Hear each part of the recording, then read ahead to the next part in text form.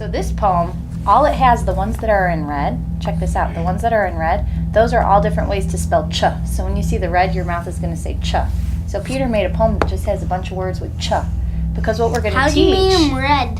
He did that on the computer. He's very good on the computer. Weird. I know. Okay. So let us ask a question. Please answer, dear friends.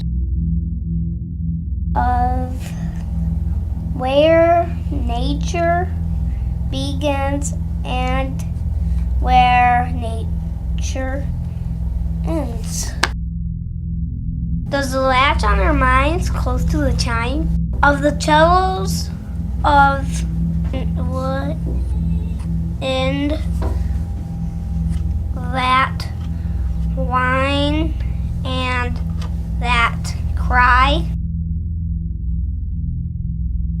An avalanche of mystery that inches through time.